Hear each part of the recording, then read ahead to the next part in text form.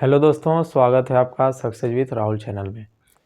दोस्तों, पिछले कई वीडियो में हम लोग भारतीय संविधान एवं राज्य व्यवस्था के बारे में पढ़ रहे हैं और पिछले वीडियो से हम लोग भारत के संवैधानिक विकास का शुरुआत किए थे और भारत के संवैधानिक विकास में पढ़ना क्या होता है और उसमें क्या क्या पढ़ना है, किस तरीके से पढ़ना है, आपको पिछले वीडियो से आपको बताते आ रहे हैं।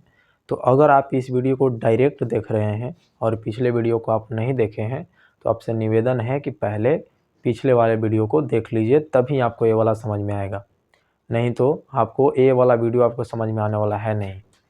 तो अगर आपको ये वीडियो अच्छे से समझना है तो पीछे वाले वीडियो को पहले देख लीजिए, और अगर आप पीछे वाले वीडियो को देखे हैं तो आपको ये वाला वीडियो पक्का समझ में आएगा। तो ध्यान से सुनिए, हम लोग इस वीडियो में क्या पढ़ेंगे। पिछले वीडियो में मैंने आपको पढ़ाया था कि हम लोग संवैधानिक विकास में वैसे नियम को पढ़ते हैं जो हम लोग को जब यहाँ पे देश पर एक अंग्रेज़ों का जब यहाँ पे शासन चल रहा था तो वहाँ के ब्रिटिश संसद के द्वारा, ब्रिटेन के संसद के द्वारा यहाँ पे कुछ नियम भेजा जाता था ब्रिटिश ईस्ट इंडिया कंपनी के लिए, उसको नियंत्रित करने के लिए। उसी अधिनियम को आज हमारे संविधान में भी शामिल किया गया है। उनका कुछ महत्व भी है। हमारे संविधान में आधा से ज़्यादा चीज़ यही भारत से ही लिया गया है, जो ब्रिटेन के संसद के द्वारा यहाँ पे नियम लाया जाता था। तो आज इन्हीं के बारे में पढ़ेंगे। 3-4 आपको अधिनियम पीछे भी बताए थे। जैसे आपको सबसे पहले आया था रेगुलेटिंग एक्ट 1773, फिर आपको आया था उसी को सुधारने के लिए रेगुलेटिंग एक्ट 1773 के गड़बड़ को सुधारने के लिए। फिर आपको 1773 के बाद एक्ट ऑफ सेटलमेंट, फिर आपको पिट्स इंडिया एक्ट 1784, और फिर आपको आया था 1786 का अधिनियम, फिर आया था आपको चार्टर एक्ट 1793। और तो 1786 के अधिनियम तक आपको पिछले वीडियो में पढ़ा दिए थे। आपको सबसे पहले 1773 का रेगुलेटिंग एक्ट पढ़ाए थे, फिर आपको दूसरा में पढ़ाए थे एक्ट ऑफ सेटलमेंट 1781, फिर तीसरा पढ़ाए थे पिट्स इंडिया एक्ट 1784, और चौथा हम लोग पढ़े थे 1786 का अधिनियम। और 1786 का अधिनियम मुख्य रूप से आपको बताए थे कि यह 2 शर्त पर, लॉर्ड कॉर्नवालिस जो यहाँ पे आया था 2 शर्त पर आया था, उन्हीं 2 शर्त को मानने के लिए एक नियम बनवाया था जिसको बोलते हैं 1786 का अधिनियम।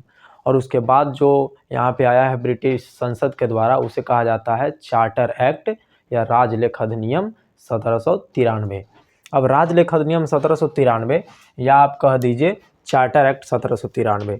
अब इस सब में पूछा कैसे जाता है सवाल, आपको सवाल इस तरह से पूछा जाएगा कि बताइए यह बात किस अधिनियम में कहा गया। यह बात के जगह पे आपको कई तरह के सवाल रह सकता है। जैसे आपको कोई पूछ दे कि कंपनी के लिए एकाधिकार 20 वर्षों के लिए दिया गया, यह बात किस चार्टर एक्ट में आपको देखने को मिलता है। तो 20 वर्षों के लिए आपको एकाधिकार तो हर एक चार्टर एक्ट में है, लेकिन कुछ महत्वपूर्ण बात भी है। जैसे देखिए, ब्रिटिश ईस्ट इंडिया कंपनी जो है भारत में व्यापार करने आई थी, लेकिन ब्रिटिश महारानी के द्वारा, ब्रिटेन के महारानी के आज्ञा पर यहाँ पे आई थी। और ब्रिटेन की महारानी जो है ऐसा आज्ञा दी थी कि आपके अलावा ब्रिटेन से कोई भी कंपनी व्यापार करने के लिए भारत के साथ, पूर्वी देशों के साथ नहीं जाएगी। सिर्फ आपको ही एकाधिकार है, एक को अधिकार है, सिर्फ आप ही एक ऐसी कंपनी है ब्रिटिश ईस्ट इंडिया कंपनी जिसको हम यहाँ से आज्ञा दे रहे हैं, क्योंकि ब्रिटेन में राजतंत्र था। तो ब्रिटेन की महारानी बोली कि सिर्फ आप ही जाके व्यापार कर सकती हैं पूर्व के देशों से, और कोई भी यहाँ से कंपनी नहीं जाएगी।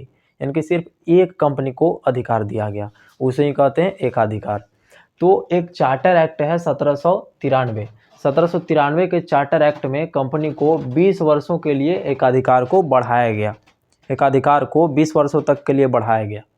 यह किस चार्टर एक्ट में? 1793।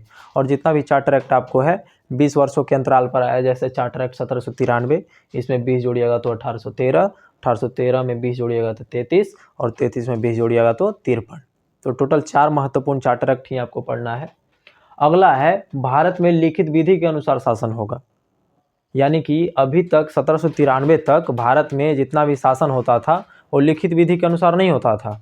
जो यहाँ पे गवर्नर और गवर्नर जनरल ये सब बोलता था वही यहाँ पे शासन चलता था यहाँ। लेकिन 1793 के अधिनियम में बोला गया कि भारत में अब जो भी शासन होगा सब आपको एक लिखित विधि के अनुसार होगा। तो सवाल इस तरह से पूछा जाता है, बताइए किस अधिनियम में कहा गया कि भारत में अब शासन लिखित विधि के अनुसार होगा, तो आपको 1793 का चार्टर एक्ट।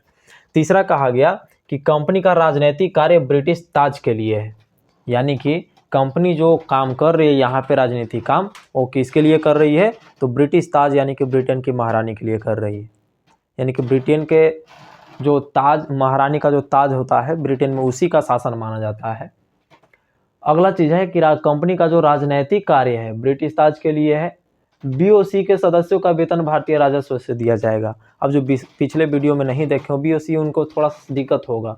जैसे ब्रिटिश ईस्ट इंडिया जो कंपनी है भारत में तो व्यापार करने आई, लेकिन कुछ समय बाद भारत में शासन भी करने लगी, यानी कि राजनीति भी करने लगी। अब कंपनी का तो दो काम हो गया, तो कंपनी के दोनों काम को संभालने के लिए अलग अलग संस्था बनाया गया। शासन को संभालने के लिए बीओसी बनाया गया, बोर्ड ऑफ कंट्रोल बनाया गया, और व्यापार को संभालने के लिए कोर्ट ऑफ डायरेक्टर बनाया गया। तो बीओसी के जो सदस्य थे ब्रिटेन में रहकर भारत के लिए काम किया करते थे, तो इनको वेतन ब्रिटेन से दिया जाता था, लेकिन ब्रिटेन की सरकार को इनका वेतन देने में थोड़ा सा कठिनाई होने लगा। सोचा कि काम कर रहा है भारत के लिए, हम क्यों वेतन दें इनको, तो भारत के लिए ये सब काम कर रहा है तो भारत ही वेतन देना चाहिए, भारत को ही वेतन देना चाहिए। तो बीओसी के सदस्यों का वेतन भारतीय राजस्व से दिया जाएगा, भारतीय राजस्व से दिया जाएगा। यह 1793 के चार्टर एक्ट में कहा गया बात है कि जितने भी आपको बीओसी यानी कि बोर्ड ऑफ कंट्रोल के सदस्य हैं, इनको वेतन कहाँ से दिया जाएगा, अब तो भारतीय राजस्व से, यानी कि भारत के पैसे से दिया जाएगा। यह किस अधिनियम में कहा गया, चार्टर एक्ट 1793। तो ये महत्वपूर्ण कुछ बात है। एक चीज़ आप और याद रखिएगा,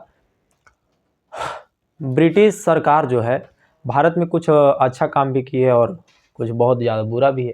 तो एक अच्छा काम यहाँ पे है कि ब्रिटिश सरकार को अच्छा काम तो अपने लिए वे सभी हैं, अच्छा काम नीचे भी और करेगा। ब्रिटिश सरकार को प्रतिवर्ष 5 लाख रुपए यहाँ से मिलना चाहिए। ये अच्छा काम तो है नहीं, अच्छा काम आपको शिक्षा सब पे आगे मिलेगा। जितना भी खर्च है, ब्रिटिश ईस्ट इंडिया कंपनी यहाँ पे काम कर रही है, जितना भी खर्च है वो खर्च कंपनी अपना निकाल ले, उसके बाद पैसा बचे उसमें से कम 5 लाख रुपए प्रतिवर्ष कहाँ पहुँचाना होगा, ब्रिटेन पहुँचाना होगा। उस समय 1793 के टाइम में, आज से 200-300 साल पहले, 200-250 साल पहले, इतना 5 लाख रुपए रकम बहुत ज़्यादा हुआ करता था। तो प्रतिवर्ष 5 लाख रुपए ब्रिटेन के सरकार को पहुंचाना होगा, ऐसा आपको 1793 के अधिनियम में मिलता है, देखने को मिलता है। अब किसको बोला गया, तो ब्रिटिश ईस्ट इंडिया कंपनी को बोला गया कि आपको 5 लाख हमेशा पहुंचाना है, साल में एक बार। आप कुछ भी कीजिए, अपना खर्चा निकालिए या मत निकालिए, 5 लाख पहुँचाना तो पहुँचाना है।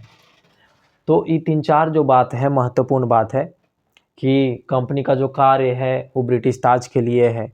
कंपनी के लिए 20 वर्षों का एकाधिकार बढ़ाया गया। अब भारत में जो भी शासन होगा लिखित विधि के अनुसार होगा। अब बीओसी के जितने भी वेतन है सब भारतीय राजस्व से दिए जाएंगे, और ब्रिटिश सरकार को 5 लाख रुपया प्रतिवर्ष देना होगा ब्रिटिश ईस्ट इंडिया कंपनी से लेकर। तो यह जो बात है 4-5 बात, यह किस अधिनियम में कहा गया, तो चार्टर एक्ट 1793। अब इसके बाद 20 वर्षों के लिए चार्टर एक्ट आता, 20 वर्षों के बाद फिर दोबारा आता है। तो 20 वर्ष के बाद यानी कि 1793 में 20 जोड़िएगा तो आपको आएगा चार्टर एक्ट 1813। तो 1813 में क्या क्या बात आया, देखिए 1813, 1833, 1853, ये सब बहुत महत्वपूर्ण चार्टर एक्ट है। अब ये सब महत्वपूर्ण कैसे है, देखिए ये सब पढ़िएगा तो आपको खुद समझ में आएगा, सबसे सवाल बहुत ज़्यादा पूछा जाता है। तो 1813 का चार्टर एक्ट जो है, इसमें जो काम किया गया सबसे पहला कि कंपनी का जो यहाँ पे एकाधिकार बढ़ाया गया था 20 वर्ष के लिए, वो कंपनी के एकाधिकार को समाप्त कर दिया गया। यानी कि भारत के साथ व्यापार करने का अधिकार सिर्फ एक कंपनी को था, ब्रिटेन की एक कंपनी को था, जिसका नाम था ब्रिटिश ईस्ट इंडिया कंपनी। लेकिन 1813 के अधिनियम में कंपनी के एकाधिकार को समाप्त कर दिया गया। यानी कि इसका मतलब है कि अब ब्रिटेन से और भी कंपनियां आएंगी भारत में और व्यापार कर सकती हैं, इसका अर्थ यह है। तो ब्रिटिश ईस्ट इंडिया कंपनी के एकाधिकार को समाप्त किस अधिनियम के तहत किया गया, तो चार्टर एक्ट 1813। अगला है, लेकिन एक चीज़ और ध्यान से सुन लीजिए कि ब्रिटिश ईस्ट इंडिया कंपनी जो है चीन के साथ भी व्यापार करती थी और चाय का भी व्यापार करती थी। तो इन दोनों के जो व्यापार है, चाय का व्यापार और चीन के साथ जो व्यापार करती थी ब्रिटिश ईस्ट इंडिया कंपनी, इस एकाधिकार को नहीं समाप्त किया गया।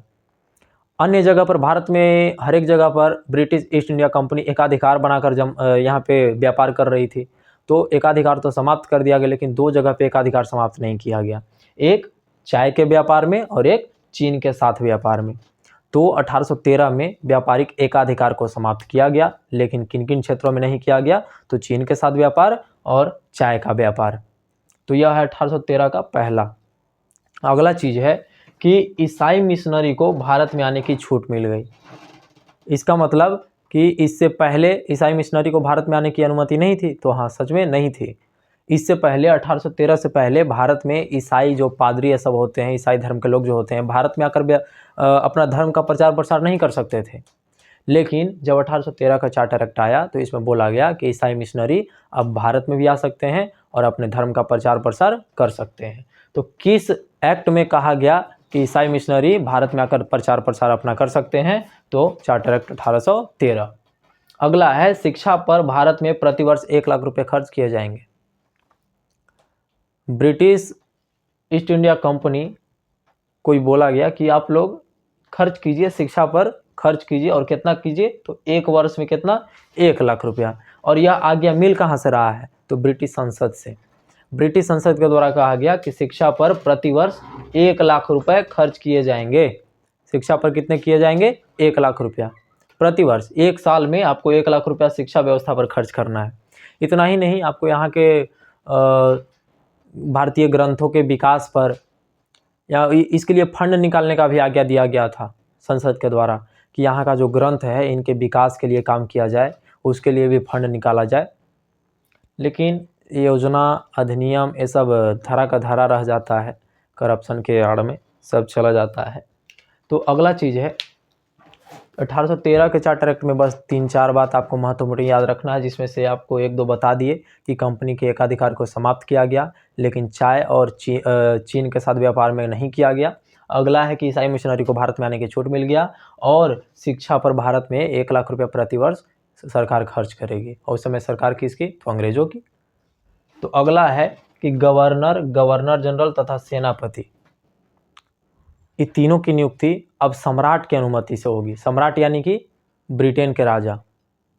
ब्रिटेन के राजा रानी ये सब चाहते थे कि अब भारत पर धीरे धीरे कंपनी जो है उसका वर्चस्व कम हो और वहाँ पर महारानी का शासन थोड़ा सा बढ़े, महारानी का वर्चस्व वहाँ पर बढ़े और ब्रिटिश ईस्ट इंडिया कंपनी का दबदबा कम हो जाए। तो दबदबा कम करने के लिए वहाँ के जितने भी अधिकारी हैं उनको थोड़ा सा मिलाना है, उनको अपनी तरफ करना है। तो उनको नियुक्ति ही यही करने लगे। बोले कि अब जितना भी सेनापति हैं, जितने गवर्नर हैं, जितने गवर्नर जनरल हैं, इनकी नियुक्ति अब किनकी अनुमति से होगी? तो आपको सम्राट की अनुमति से होगी। तो यह बात किस में कहा गया? चार्टर एक्ट 1813 में कहा गया। अगला चीज है कि प्रांतीय गवर्नर द्वारा बनाए गए नियम ब्रिटिश संसद से पास कराना होगा। देखिए, कंट्रोल करना है तो जो भी नियम बनाइए कहाँ पास कराइए? ब्रिटिश संसद में। तब ना हमको पता चल जाएगा कि आप कौन सा नियम बना रहे हैं। और जब अगर हमको लायक अगर नियम नहीं होगा तो हम उसको बर्खास्त कर देंगे, पास नहीं होने देंगे। तो ब्रिटिश संसद यानी कि महाराजा और महारानी चाहते थे कि पूरा भारत पर धीरे धीरे कंट्रोल हो जाए, और कंट्रोल करने के लिए धीरे धीरे ये सब नियम लाया गया है। अगला है कि स्थानीय संस्थाओं को व्यक्तियों पर टैक्स लगाने की छूट दी गई। यानी कि यहाँ जो स्थानीय संस्था हुआ करते थे उनको छूट दिया गया कि आप यहाँ के व्यक्ति पर, नागरिक पर टैक्स लगा सकते हैं, और जो न दे उसके ऊपर दंडिक कार्रवाई भी कर सकते हैं, दंड भी उसे दे सकते हैं। तो स्थानीय संस्थाओं को व्यक्तियों पर टैक्स लगाने की छूट किस अधिनियम में दिया गया? तो चार्टर एक्ट 1813। ईसाई मिशनरी को भारत आने की अनुमति किस अधिनियम में दिया गया? तो चार्टर एक्ट 1813। कंपनी के व्यापारिक एकाधिकार को खत्म किस अधिनियम के द्वारा किया गया? व्यापारिक एकाधिकार, तो चार्टर एक्ट 1813। अब इसके बाद है चार्टर एक्ट 1833। तो चार्टर एक्ट 1833 में क्या क्या बात था? तो देखिए, आपको शुरू वाला क्लास में हम बताए हैं कि भारत में 3 प्रेसिडेंसी था। एक था कलकत्ता, एक था बम्बई और एक था मद्रास। तीनों के अलग अलग गवर्नर हुआ करते थे। बम्बई के अलग गवर्नर, कलकत्ता के अलग गवर्नर यानी कि बंगाल के अलग गवर्नर, और मद्रास के अलग गवर्नर। फिर कुछ समय बाद ऐसा हुआ कि बंगाल के गवर्नर को गवर्नर जनरल बना दिया गया और वारेन हेस्टिंग्स बंगाल के पहले गवर्नर जनरल बने।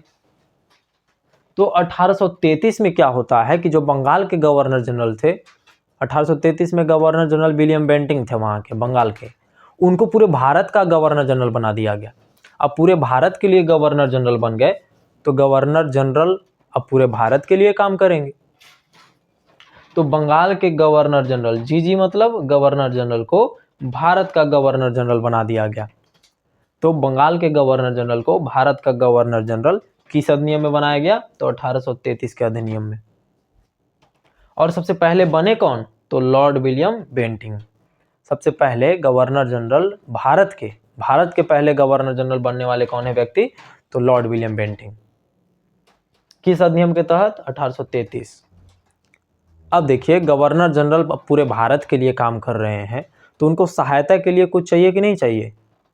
सहायता के लिए चाहिए। तो आपको बताए थे कि 1773 के रेगुलेटिंग एक्ट में गवर्नर के एक आपको परिषद गठन किया गया था जिसमें 3 सदस्य हुआ करते थे। लेकिन देखिए, ये तो आपको बता दिए कि गवर्नर जनरल व इसकी परिषद पूरे भारत के लिए अब कानून बनाएंगे। आपको शुरू में हम बताए थे कि 1773 के एक्ट में कि गवर्नर जो है उसके लिए, गवर्नर जनरल के लिए एक अलग समिति बनाया गया 3 सदस्य वाला, और उसे कहा गया कार्यकारी परिषद। तो उसमें टोटल 3 सदस्य था। अब गवर्नर जनरल को, पूरे बंगाल के गवर्नर जनरल से हम भारत का गवर्नर जनरल बना रहे हैं तो उसका काम भी बढ़ेगा, विधि बनाने का दायरा भी बढ़ेगा, तो उसमें सदस्य भी बढ़ाना जरूरी है। तो जो 3 सदस्य था, 3 सदस्य को बढ़ाकर 4 कर दिया गया, और जो चौथा सदस्य था उसका अलग से नाम दिया गया विधि सदस्य। क्या नाम दिया गया? विधि सदस्य। और विधि सदस्य को अस्थायी लाया गया, परमानेंट नहीं लाया गया, अस्थायी तौर पे लाया गया। अब सबसे पहले विधि सदस्य माने कि प्रथम विधि सदस्य बनकर आने वाले व्यक्ति का नाम क्या था? Lord Macaulay. और विधि सदस्य होता कैसा सदस्य था? तो अस्थायी। तो विधि सदस्य बनकर आने वाले पहले व्यक्ति का नाम है लॉर्ड मैकाले। और विधि सदस्य किस अधिनियम में लाया गया? तो चार्टर एक्ट 1833 में लाया गया। अब देखिए, अभी अस्थायी सदस्य हैं। 1853 का जो अगला पढ़ेंगे उसमें इन्हें अस्थायी से अस्थायी सदस्य बना दिया जाएगा। अब देखिए, गवर्नर जनरल और परिषद द्वारा बनाए गए नियम को अब अधिनियम कहा जाएगा। किस नियम में, किस चार्टर एक्ट में कहा गया कि गवर्नर जनरल और इसकी परिषद द्वारा बनाए गए नियम को अधिनियम कहा जाएगा? तो चार्टर एक्ट 1833। तो इससे पहले क्या कहा जाता था? पहले अधिनियम नहीं कहा जाता था, पहले इसे नियामक कानून कहा जाता था। पहले गवर्नर जनरल और इसकी परिषद द्वारा बनाए गए कानून को क्या कहा जाता था? तो नियामक कानून। अब क्या कहा जाएगा? तो अधिनियम कहा जाएगा। आपको बताया कि कंपनी भारत में व्यापार करने आई, लेकिन व्यापार के साथ साथ कुछ समय बाद शासन करने लगी, और व्यापार का इसको एक अधिकार दिया गया था और शासन भी करने लगी, तो व्यापार पर इसको ज़्यादा ध्यान जाए नहीं। तो यहाँ कंपनी के व्यापार का अधिकार पूर्णतः समाप्त कर दिया गया है। जो 1833 का जो अधिनियम है, इसमें कंपनी को बोला गया कि अब आप व्यापार कर ही नहीं सकते हैं, आप सिर्फ अब शासन कीजिए, आपको एक राजनीतिक इकाई बनाया जाता है। तो कंपनी के व्यापारिक एकाधिकार को किस अधिनियम में ख़त्म किया गया? तो आपको 1813 व्यापारिक एकाधिकार पूछे तो 1813, लेकिन व्यापार के अधिकार को पूर्णतः किस में ख़त्म किया गया? तो 1833 के अधिनियम में। तो थोड़ा सा अंतर है। एक चीज़ और 1833 में हुआ था, सिविल सेवा में खुली प्रतियोगिता, परंतु यह लागू नहीं हो पाया था। ध्यान से सुन लीजिएगा कि सिविल सेवा में खुली प्रतियोगिता का शुरुआत किस में किया गया? तो 1833 के अधिनियम में, लेकिन लागू नहीं हो पाया। खुली प्रतियोगिता क्या होता है? खुली प्रतियोगिता का मतलब होता है कि सिविल सेवा में अब कोई भी भारत का भी आदमी आ सकता है, कोई भी जाति का, कोई भी लिंग का, कोई भी धर्म का आ सकता है और सिविल सेवक बन सकता है। लेकिन यह लागू नहीं हो पाया क्योंकि इसका बहुत विरोध हुआ था। तो इसके बाद अगला अधिनियम आया था चार्टर एक्ट 1853, और यह अंतिम चार्टर एक्ट है। हम लोग अभी चार्टर एक्ट पढ़ रहे हैं जिसमें पहला चार्टर एक्ट पढ़े 1793 और अब अंतिम चार्टर एक्ट पढ़ेंगे 1853। तो अंतिम चार्टर एक्ट कौन है? 1853 है। विधि सदस्य को अस्थायी बना दिया गया। अभी बताया कि विधि सदस्य अस्थायी बनकर आया था और सबसे पहले विधि सदस्य कौन थे? Lord Macaulay. तो विधि सदस्य को अस्थायी किस अधिनियम द्वारा बनाया गया? तो चार्टर एक्ट 1853। आपको बताया कि गवर्नर जनरल के परिषद में पहले 3 सदस्य हुआ करते थे और बढ़ाकर 4 किया गया, लेकिन 1853 के अधिनियम में गवर्नर जनरल के परिषद में 6 अन्य सदस्य जोड़ा गया और इन्हें मिलाकर कहा गया केंद्रीय विधान परिषद या भारतीय विधान परिषद, राष्ट्रीय विधान परिषद। तो केंद्रीय विधान परिषद का गठन कब किया गया? तो 1853 के अधिनियम में किया गया और इसमें कितने सदस्य अन्य जोड़े गए? तो 6 अन्य सदस्य जोड़े गए। और ये करेगा क्या? तो भारत के लिए कानून बनाएगा और गवर्नर जनरल काम करेगा। तो जो शासन करता है, काम करता है, उसे कार्यपालिका बोलते हैं और जो विधि बनाता है उसे विधायिका बोलते हैं। यानी कि 1853 के अधिनियम में अलग अलग दोनों का काम बांट दिया गया। विधायिका का अलग काम, विधि बनाने का इसको काम दे दिया गया और कार्यपालिका यानी कि गवर्नर जनरल को अलग काम दे दिया गया। तो कार्यपालिका एवं विधायिका को पृथक किया गया, अलग किया गया। कार्यपालिका और विधायिका को पृथक किस अधिनियम में किया गया? तो 1853 के अधिनियम में किया गया। केंद्रीय विधान परिषद में स्थानीय प्रतिनिधित्व शुरू किया गया और बोला गया कि ये जो 6 अन्य सदस्य है इसमें हम भारत के लोगों को जोड़ेंगे, यानी कि स्थानीय प्रतिनिधित्व को शुरू किया गया कि हम सब अंग्रेज को यहाँ नहीं भरेंगे, ये 6 अन्य सदस्य में हम यहाँ पे भारतीयों को ही इसमें भरेंगे। और 4 भारतीयों को चुना जाना था। कहाँ से चुना जाना था? तो बंगाल से, मद्रास से, बम्बई से और आगरा से। 6 में से 4 सदस्य स्थानीय। कौन कौन? बंगाल से, मद्रास से, बम्बई से और आगरा से। अभी आपको बताया 1833 वाला में कि सिविल सेवा में खुली प्रतियोगिता शुरू हुआ लेकिन लागू नहीं हुआ, लेकिन 1853 में सिविल सेवा में खुली प्रतियोगिता लागू हो गया। सिविल सेवा में खुली प्रतियोगिता कब से लागू हुआ? तो 1853 से। और जब लागू हुआ तो इससे संबंधित कुछ काम धंधा होगा कि नहीं होगा? एकदम होगा। तो 1854 में इंडियन सिविल सर्विस यानी कि भारतीय सिविल सेवा से संबंधित मैकाले समिति गठित हुआ। कौन सा समिति बना? मैकाले समिति। और मैकाले समिति जो है सिविल सेवा के क्षेत्र में अपना काम करने लगा। एक चीज और खाली याद रखना है कि जितना भी अधिनियम था सब में 20-20 साल का अधिकार दिया जाता था, लाइसेंस दिया जाता था कंपनी को, लेकिन कंपनी को इस अधिनियम में 1853 में लाइसेंस नहीं दिया गया। यानी कि अब ये तय हो गया था कि कंपनी को कभी भी कभी समाप्त कर दिया जा सकता है और एक बहाना मिल जाता है 1857 की क्रांति और 1858 में कंपनी को समाप्त कर दिया जाता है। तो ये था आपको तो टोटल आपको 4 चार्टर एक्ट। तो उम्मीद है कि आपको समझ में आया होगा। अगर ना समझ में आया हो तो एक बार और दोबारा देख लीजिएगा, आपको पक्का समझ में आएगा ही। तो इसके बाद हम लोग पढ़ेंगे 1858 का अधिनियम, 1861 का अधिनियम, 1892, इस तरह से हम लोग आगे चलते चलेंगे और 1947 तक जाएंगे तो संवैधानिक विकास हो जाएगा ख़त्म। तो अगर पसंद आया होगा तो लाइक, शेयर, कमेंट कीजिएगा। और आज का वीडियो इतना ही रखते हैं। और लिखना चाहेंगे तो ऐसे ही आप लोग नोट करके लिख सकते हैं, स्क्रीनशॉट ले सकते हैं। तो आज का वीडियो इतना ही रखते हैं। धन्यवाद।